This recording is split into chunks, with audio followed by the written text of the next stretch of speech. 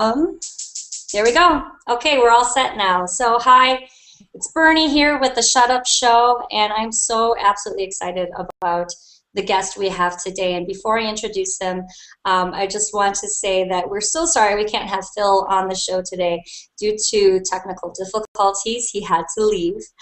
So it's just going to be me and my guest. So, right on to the show. My guest today, the most awesome and amazing musician I've seen in pretty much all of my 36 years of life. We're talking to Bryson Andres today, who's right now in Spokane, Washington. Before we go into the conversation here today, what I really wanted to let you, the audience, know was that the reason Bryson was chosen for this show was because he is a traveling musician. He's done a lot of performing on the streets in addition to other venues as well.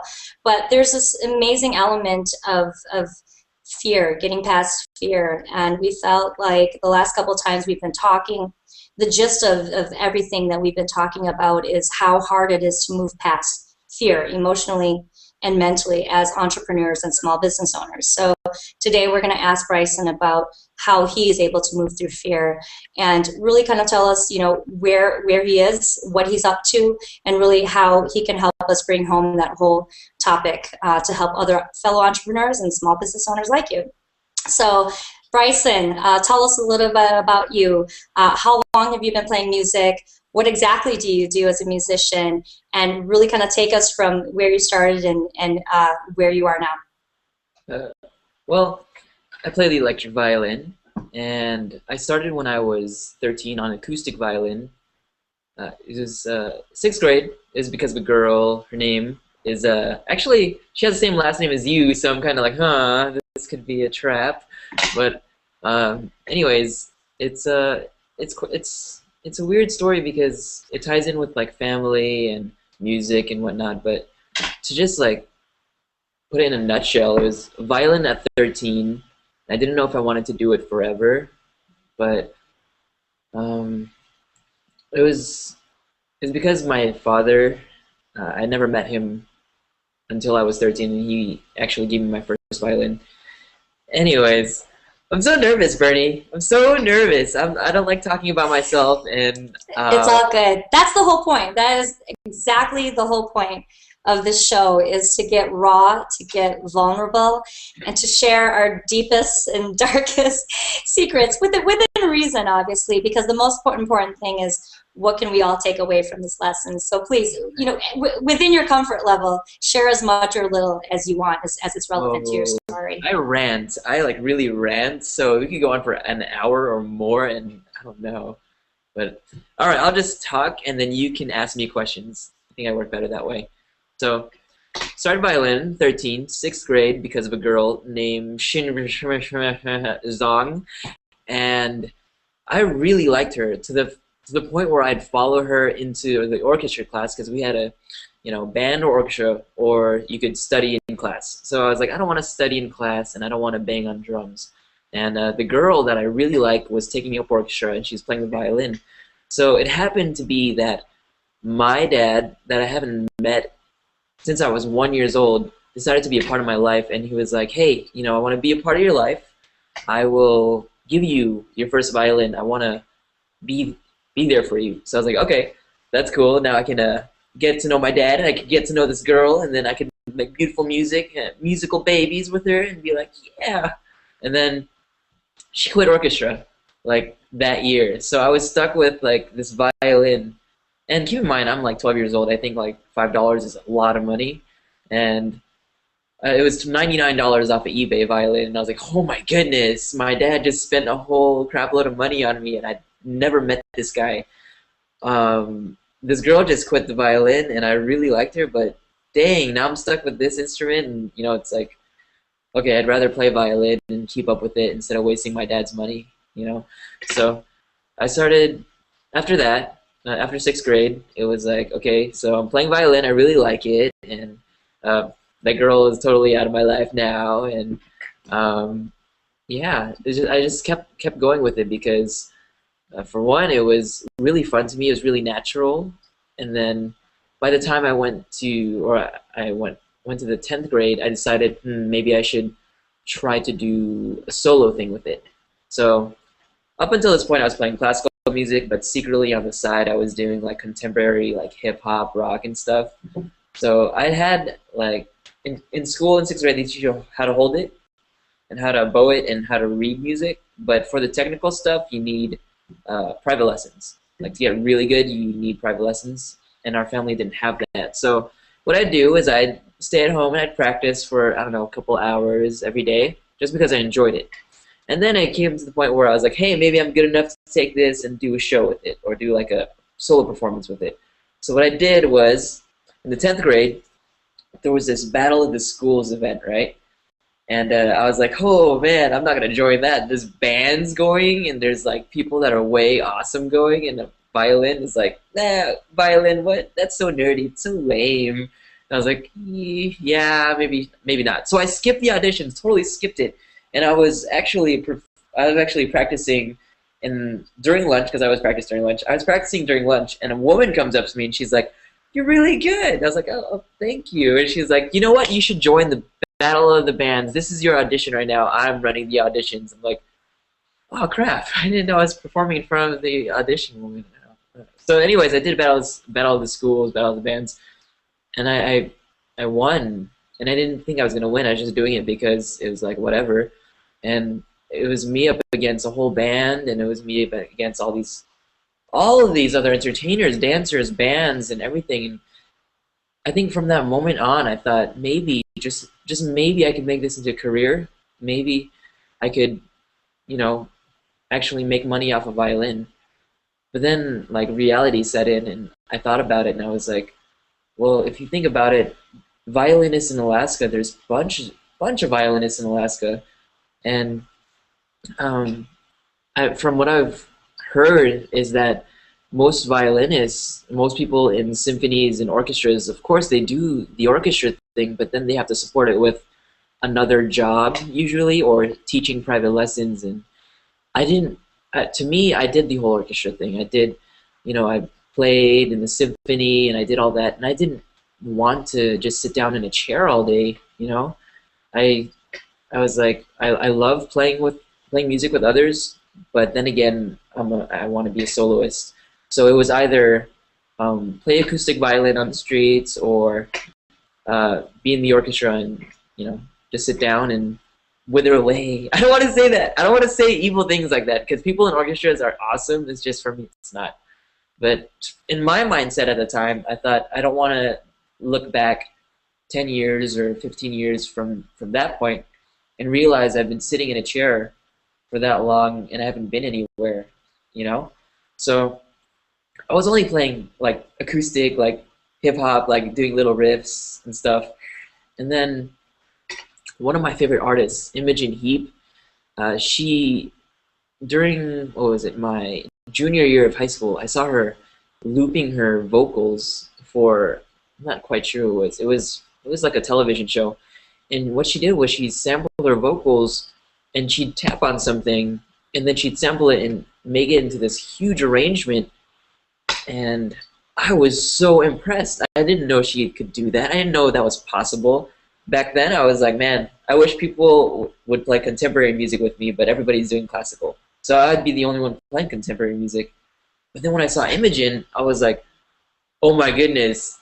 I have never seen anybody do this with a violin. I mean, I need to find like how she does it, and like, where I could get it. Turns out her equipment was like over like $500, and I was just in high school, so there was no money. So what I did was I worked my way up from acoustic violin, like the wooden ones, and I played the little hip hop riffs and stuff on the street, and people would tip me. So I gained all these tips, like, I don't know, $25 a day, and I kept saving my money, and I saving. Then I finally got enough money to buy my first electric violin, which is the same violin I play on, because I don't like buying whatever. I'm not very, not very rich. But yeah, I bought my first electric violin, and at the time I was sponsored by Peter's Violin Shop to do private lessons. And the thing was, I didn't think that I would be doing classical music for the rest of my life. So this teacher her name is Nina Bingham. and she was just like, she didn't want to change the way I played because I already built myself up technically to the sound that I wanted. But she provided me with so much repertoire that I liked, not just like classical, Vivaldi, blah blah blah. It was like it was more of a friendship type thing. It wasn't more of a sit down, you play this for 2 hours, da da da da. It was more like, hey, what did you learn today? What's your, what kind of music are you working on? And stuff like that. So she was really cool, and I really connected with her more than anybody in the musical world. And she was the first person to actually buy the loop pedal for me because she had saw that I was working really hard and I really wanted to do the solo thing. So she's like, you know what? I'll buy you your first loop pedal, which was $350 at the time. And I was like, oh my God, it takes me like 5-10 weeks to, make that much money. How do I pay her back? She said, don't even worry about it. So that was the beginning of this loop thing that is me now. That's who I am. I'm a looper, and not what's his name, diehard looper. Right, not the Joseph Gordon-Levitt looper. I'm back. I'm from the future. No, I don't know how to thank her enough just for, like, if it wasn't for her, I wouldn't be here because I wouldn't have the money to buy that. I wouldn't have had enough time to do what I wanted to do and learn the things I wanted. So big ups to Nina Bingham, Anchorage, Alaska. Go to her if you want awesome lessons. But yeah, she bought me my first loop pedal, and then the first songs that I started doing were the easy ones. Like, I don't know, Viva La Vida was the first one.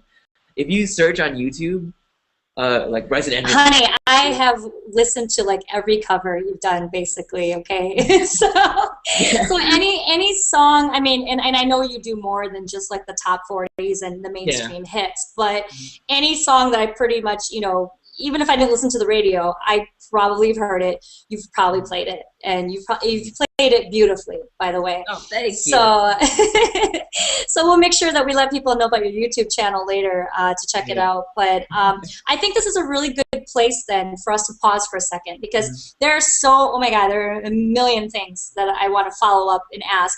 But I think the thing I really would like us to first start is I'm hearing this certain element of what initially got you inspired maybe was kind of like an accidental situation or an accidental event. You didn't premeditate that you wanted to be a musician, right? Yeah. You didn't premeditate that you wanted to be a violinist on top of that, but once you were in and you got hooked, and then people came out of the woodwork to help you, support you, encourage you, and inspire you, then something got sparked in you. Can we hone in on that? What was sparked in you that has given you this drive and determination to keep going even in the darkest, hardest days of being a traveling musician? I think, okay, so, all right, so something big happened in my family about 2 years ago, and one of my cousins passed away. And before I had even embarked on my journey to tour the U.S., I had always had this thought that, like I said before, I didn't want to sit down and not go anywhere with my life. And I'd always had this idea that maybe one day I'd get picked up by a record label, or one day somebody would see me and like, oh, come and join, whatever. But then I thought to myself, what are the chances of that, And after my cousin, when he passed away, I just thought, you know what, I need to start living the way he wanted me to live. And with my family, our parents aren't like the best parents in the world. The cousins, we all stick together, and we just hang on to each other, and we feed off of each other's energy. And when you lose somebody that is really, really important in your life, sometimes, like for me at least, I wanted to live the life that he wanted me to live. And he would always push me to play violin, even when I had doubts. Like especially during high school, I wanted to quit. I was like, this is not going to make me anything. It's not going to make me money, and it's wasting money basically. It's like a hobby. But this particular cousin, he would always tell me like, man, you shouldn't quit. need to keep going. You know, do what you love. And I love violin, but it was just like I didn't see a future in it. So after I got the loop pedal and after I started creating a list, like my repertoire, and that thing happened, I just decided, you know what, I'm gonna take my chances. So I got, you know, I got the tips. I created like business cards. I created my own CD. I printed my own CD. I produced my own album, and I did it. I mean, I really wanted to make it, just like to live up to what his expectation would be. So, you know, I built my small business on first just tips, and then from those tips I bought my business cards, and then, oh, excuse me, lots of spit. From those business cards, I started networking with people. And then I met somebody that was like, maybe you should make CDs. So then I started selling CDs for $5 a pop with 5 tracks on them. And then from the CDs, I'd put 10 tracks on them and then sell them for $10. And I'd end up with, like, I don't know, every weekend at the market with $1,500 every weekend, unless it rained. So I saved up all this money, and then I was like, okay, well, now it's time to do it, to live up for my cousin's expectations and to really make him proud. So I got in my car, my Cadillac, in 1998 DeVille. You do not drive a Cadillac. I drove a 98 DeVille through the Alcan Highway, and honestly, the whole time I was just like, you know, this tragedy just happened, and I need to do this. I really need to you know, I really need to do, like, live my life to the fullest. And so I had a plan. I had a general idea, but the general idea wasn't really like, okay, here, I'll give you what I thought was gonna happen. All right, so I saved up all my money, and then I got in the car, and then my idea was, all right, I'm gonna travel. I'll save up $4,000, whatever, $4,000, and then, you know, allocate it to gas, food, and then eventually try to make tips on the promenade in Santa Monica. Because I had thought, you know, if Alaska or Anchorage is really small and I can make this much money on the streets in Anchorage, I might as well take my chances and see how the rest of the world thinks of my music. So what I did was I got in the car, and that was my plan. Go to California and try to live off the promenade. At the same time, traveling down through Canada, through Washington, and all that. And it was so wrong. It happened like not even the way I planned it. It was like, this is my expectation. Woo! This is the real expectation.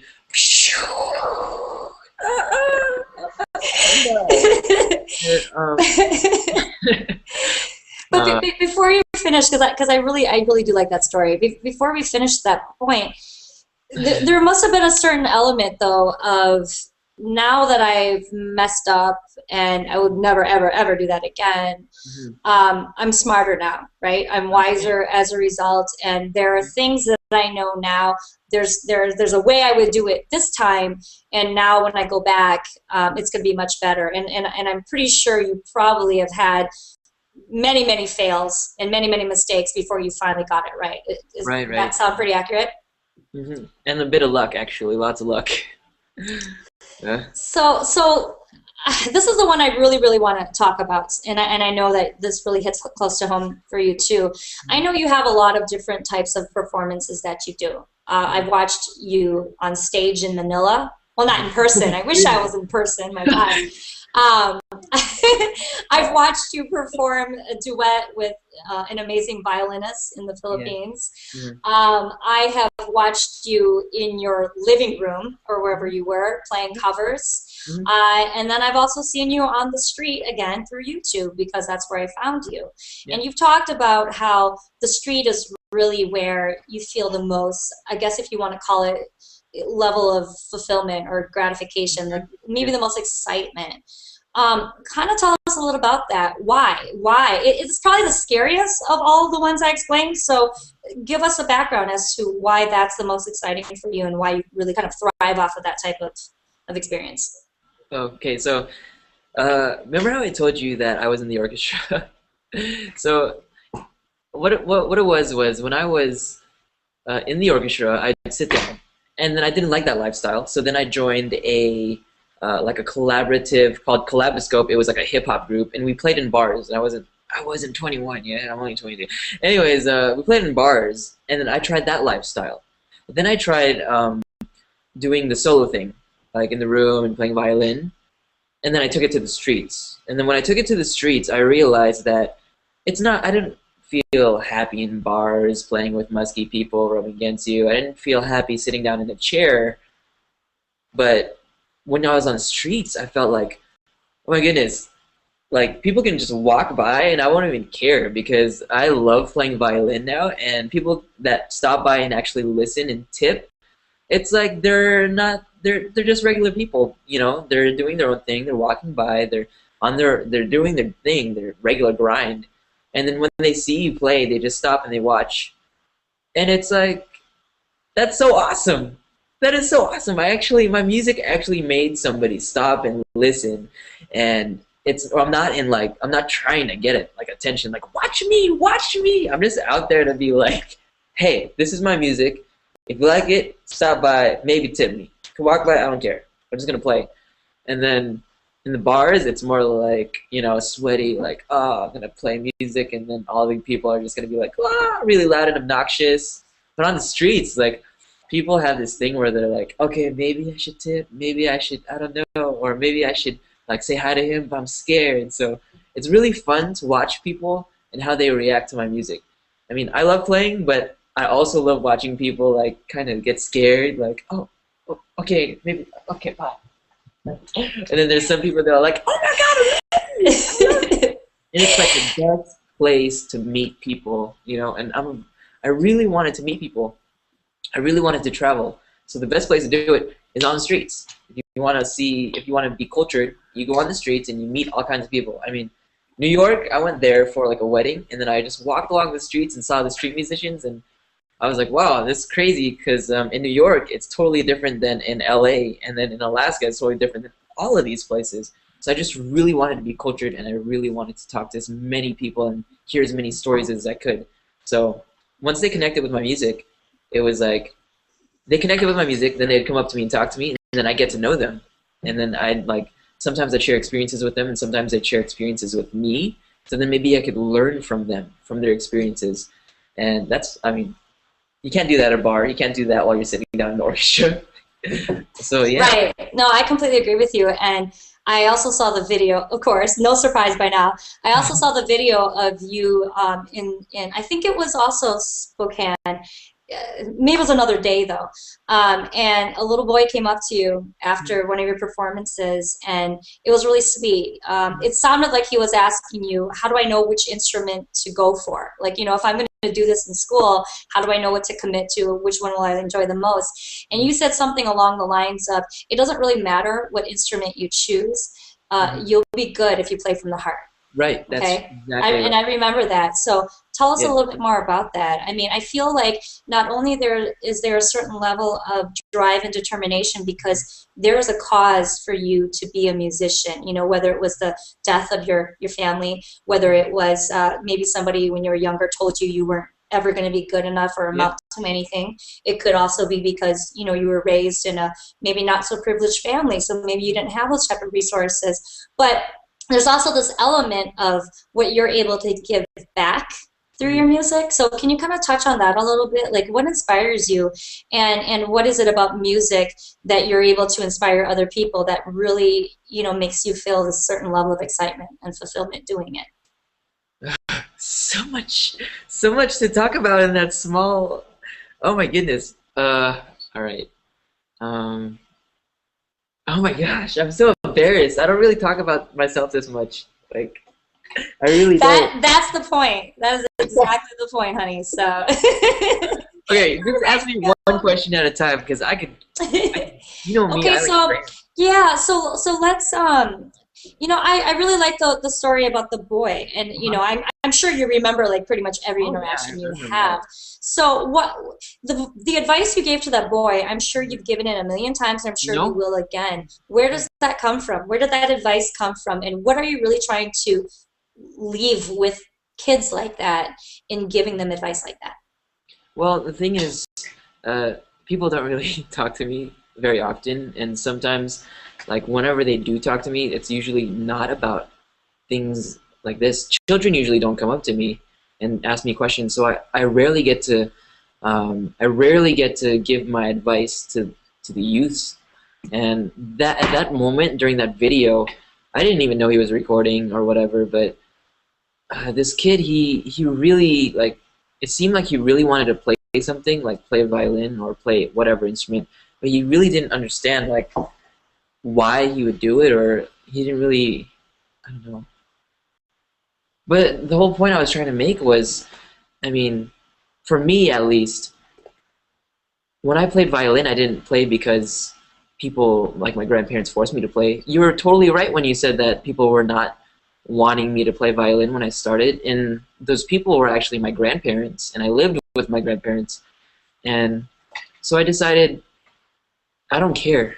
You know, I'm gonna do this because I like it and I enjoy it. I'm gonna play from my heart, and I don't care what anybody thinks. You know, so my grandparents would be like, "Oh my God, you suck," or "Oh my God, shut up," you know, and I would just be like, "I don't care. I don't care. I'm gonna play it, and it's because I love it." And to this kid, I saw this kid, and I saw his mom, and the mom was like, "Oh yeah, I'm putting him through classes, and I'm gonna like, you know, like sort of like she was pushing him towards the instrument." But that's when I was like, whatever instrument you play, because I don't want the kid to think that, okay, violin's the only thing I'm ever gonna touch in my life, you know, violin is violin or nothing, you know. So I was telling the kid like, whatever. I was trying to not direct this towards the mom, but I was like, whatever instrument you decide to play, as long as you play it from the heart, is where you're really gonna grow. Because for me, in my experience, what I've seen was when I was younger is kids that were put through lessons and kids that were forced to play, they didn't grow as fast as I did. And for me, I'm not trying to be like, oh, I'm the best or whatever. I'm trying to say is I wasn't pushed to play the violin. I didn't have the privilege of having private lessons. I just played it because I loved it. You know, I felt an attachment to it, and I played it. And from what I saw was the kids that were put through private lessons, one, they didn't want to play the violin. They were just trying to, their parents were trying to live through them. Or two, they were just doing it for credits or whatever for high school and to make their parents happy. And then after high school, what did they do? They didn't play violin anymore. They quit, or they moved on to other things, things that would make them money, like being a lawyer or being, you know, a really high-paid individual. For me, I do it because I love it. I'm playing from the heart, and I don't care. That's what I guess. Like, I don't care. That's the thing. If you're gonna go somewhere and you're gonna be somebody, don't care. Do it because you want to do it, and you know you're always gonna get the negative stuff. But especially for that kid, it's good to know. I mean, at an early age, it's great to know that you have the opportunity to decide what you want to play. I mean, like to, like I don't know. Ah, I'm so tongue tied right now. I'm like filled with emotion. I really. No, and you know what? And I can see that. I can see that, and I think it's awesome. It's so funny what you just said because our very first guest, he was actually kind of the impetus for me and Phil to do the show and why we called it Shut Up. That guy was a professional speaker for over 13 years now, and he was talking about how, you know, to reach the level of success that he received, he had to just not care. He had to not, he said, I hate to say it, but I have to not give a shit.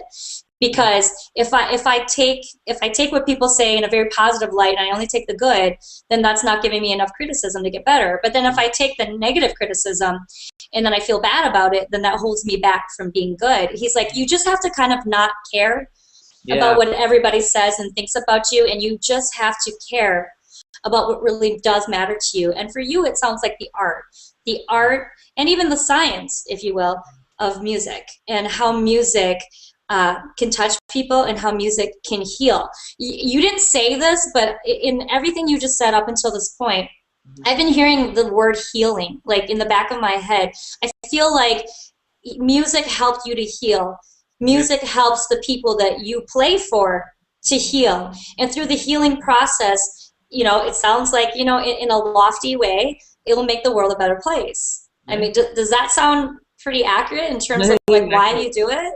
Yeah, I don't know, but like, yeah, that's basically the thing that I'm trying to get to is just, I mean, Bernie, you're like the genius here. Well, I mean, come on. You had to read my brains without me saying the words. Exactly. Well, that's why I'm a coach. Hello. I'm supposed to be able to pull out from you what you're saying without you actually saying it. It's my Jedi mind trick that got it out. So, God, I could just talk to you forever, seriously. So we're gonna have to make sure we do this again. But we've got about a couple more minutes left. I don't want to, take up too much more of your time, especially with the technical difficulties. But then also, we want to make sure we keep this interview, at a pretty decent time limit. But man, there are so many things I want to ask still to follow up. But what I did write down that I had to make sure that I at least asked you was, when do you think that you had that moment? And maybe it wasn't just one moment, but what was the most pivotal moment or the most crucial moment in your memory that you had to listen to criticism, doubt, and I'm not talking just from other people, family members, friends, random strangers. Maybe it was your own voice telling you, okay, I might suck, I might not succeed, I might fail miserably and get laughed at and pointed at. When do you remember that moment the most, and how did you tell yourself to shut up and get the hell out of that negative self-talk and just keep going in spite of, what could have held you back? That's a really tough one. I mean, that happened so many times. I'm not just talking about like in the beginning. Sometimes it even happens in, like months ago. It happened, and I'd say the most. I don't want to badmouth anybody, but just don't say their name then. Okay. Just give us the context of the story, but leave their name out. Here we go. This is what happened. So I got discovered, right? And I was like, oh, life is going great. And I'm in Manila and I'm having a ball and I'm meeting so many people. And there's this one guy in Manila that everybody knows he has this reputation to give out shitty advice to people and try to tear them down. And for me, I didn't know this guy. I had just got done with the performance, and apparently this man is very influential in Philippines, and he's very big in the theater industry or whatever. But I saw him, and he called me over, and he's like, "Hey, I want to talk to you." And I thought this was going to be a regular conversation, and oh my goodness, it was the most shocking and revealing like conversation I've had with anybody in the Philippines. And it made me realize like who gives a beep what anybody says. And I just like he was okay, I'm gonna do a little bit of acting here. This is me. This is Bryson, fresh from stage, okay. Oh, hi, nice to meet you. Oh, sit down. So I'm sitting down. Alright, do I have permission to talk to this guy? Do I have permission to talk? Okay, I can talk to him? Bro, what's wrong with your hair?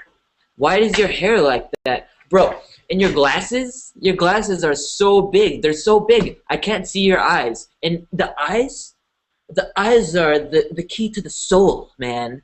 The eyes, if I can't see your eyes, let me see your eyes.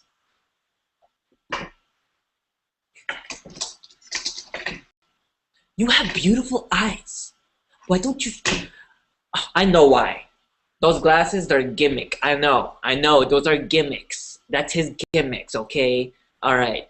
And why are you wearing black on stage? Why do you wear black? Why? And he's just picking me apart. And, for me, I had already I was on the streets, I did everything, and then up to this moment, it was like, whoa, reality check. Even people that are in the industry are gonna try to bring you down. And while I was sitting in the chair, I was just thinking like, holy crap, am I really meant to be here? Am I really meant to be in this industry with people like this? If I'm gonna work with somebody like this, am I really wanting to put up with this? Or am I just want to like leave and go back on the streets? And I just sat there, and then I just was like badgered by this guy who had this friggin' like big head. Like he was just talking and talking, and then I thought, oh, this guy's an idiot. Okay, so I just smiled at him and I was like, oh my God, I finally made it. This is making it. Getting yelled at by somebody that is super famous and super like he has and I just sat there and I took it and I smiled and I was like, thank you. And from that moment on, like for that 10 minutes I was getting badgered and I felt like, oh my God, this is the most horrible decision ever. I thought, I made it then. If I could get yelled at by this guy and not feel like dying or quitting and rolling up in a ball, I have tough enough skin to make it in this industry. And then I smiled, I thanked him, and I walked away with my manager. My manager at the time, like I just met my manager, and then I was like, yeah, I don't know who that guy is. Okay, whatever. And apparently he's like this big thing, like this big guy building celebrities, and I was just like, whatever, don't care. I'm just gonna play violin and play it from the heart. Boom! Right I love there. it. I love it. I love it. Seriously. There's this quote. You may have heard it or not, but it's by Maya Angelou. And I'm probably going to get it wrong a little bit, but it basically says, in order to be successful, hold on, no. Don't make, wait, gosh, I'm going to mess it up. Okay, I think it was, in order to be successful, don't make money your goal. Instead, pursue the thing that you love doing and do it so well people can't take their eyes off you. Wow. Yeah. Yeah. Well, That's why I couldn't remember it because it's long as hell. But yeah. the beauty in that, to kind of bring this conversation full circle, the beauty in that is I think at the beginning of our careers, mine is coaching, consulting, and speaking and writing a book. Yours is you're a musician, you're an artist, and however else you create art. When we begin, we're just trying to prove ourselves, right? We're just trying to get in the game. Right. And then the next step up, the next layer up is now that we're in the game, we need to be able to stay in the game because it's a hard game to play. Yeah. And then the next level up from there is now I'm in the game, I'm staying in the game, I'm able to stay emotionally, mentally, financially, and however else, right? Here, 100% every single day, the rest of the year until I'm done playing this game. And kind of what I heard you say was you at the beginning were trying to prove yourself, and then you reach the level of I'm in the game, but I'm not quite sure how long I'm going to be in the game. I'm going to stick to it as long as I can. But now you're like, dude, I'm really in it. I'm really in it for the long haul. And if this guy's trying to break me down, thank you, because that basically was a compliment. I wish Phil was on this call because Phil told me something 2 years ago that I'm going to tell you right now, which you already know based on the story you told me. But Phil said to me, Bernie, when somebody resists you and they tell you that you need to change who you are, you need to change how you do it, and you need to change what you do in order to conform to them and what they want from you, then all you need to know is that you've arrived. You're becoming closer and closer and closer to your authentic self, and it's making them feel more and more and more disconnected from you because they're conforming over here and you're standing out. Yeah. Yeah. Dude, Dang. so seriously, yeah. So when you told me that story, I'm seeing Phil going, Bernie, shut the fuck up. Go be who you are. Yeah. Who cares what they say? You've arrived. You're good enough. Yeah. So what do you think about that? That's like, what? Is this fate? Are we all coming together to trade like secrets or something? Absolutely. Yeah, I absolutely. love this conversation. I don't get to talk to people in Philippines like this, or anybody in general, actually. So I really enjoyed this. Thank you, Bernie. No, absolutely. No, I'm so happy that you were here to talk to me, and I had a feeling it was going to be this enlightening. And some people in the audience, we might have lost them, but some people I can tell you right now, they're going to get it. I don't care if you're a musician. One of our other guests we're going to have is a comedian. He's my buddy from LA. He's very, very well known. You probably have heard of him before too, but I won't say his name yet. I don't want to spoil it. But Okay. we've got different people of different professions, and even though my background is in business. It doesn't matter. We're all human. We all are afraid. We all have fear, right? We all Yeah. have inner judgment, inner criticism. We all have people who tear us down. We all deal with this whole, am I good enough? We all deal with this whole, am I going to be able to pay that bill next week? Right? Yeah. We all deal with that. I don't care what job you do. And Hmm. so I have learned so much from you today. You are an amazing guy. Seriously, I am even more blown away than I already thought I was going to be. And you're only 22 years old. I want to remind everybody that you're only 22 years old. I'm 25. No, and you are well on your way to do some big, amazing things. So thank you so much for the conversation. I'm just gonna, have one more thing for you to do before we let you go here. But if people, first of all, what exciting thing is coming up next? And then after that, can you close by telling us where people can find you if they want to hear more about your music or purchase your awesome albums that I recently downloaded? Well, currently, I'm not performing on the streets anymore because I got picked up by this major resorts. It's called Resorts World, and I think they're building one in Vegas at the moment. So Resorts World, they have one in Manila, one in Singapore, and then they're building one in Vegas. I'm at the one in Manila, and what I've been doing so far with my career is basically uh, I'm being hired to perform in different countries and different places. So for private events, and so there's not that much street performing going on yet because I'm in talks with street performing. So we'll see where that goes. And so you'll find me at Resorts World in Manila. I'm doing this variety show. It's basically acrobats, dancers. Oh my God, they make me dance. Ah! And then yeah, just acrobats, dancers, gymnasts. Like it's the whole like thing. There's even like a bicycle guy that does some crazy. If you're in Manila area, you'll totally see me. I'm gonna be there for a while actually. Yeah, so that's on. Okay, awesome. And obviously, for people to look at your videos, how I found you is I just Googled you, but people can go onto your YouTube channel as well. Can you tell people what your YouTube channel is called? Oh, Bryson Andress. Boom. YouTube. That's easy. Yeah. That's easy enough. Yeah. Okay, awesome. Thank you so much for the interview, Bryson, seriously. And I'm going to end the broadcast, but I want you to stay on for another minute so we can talk about something real quick offline, okay? Thank you so much, Bryson. It was so awesome talking to you today, my dear. Hmm.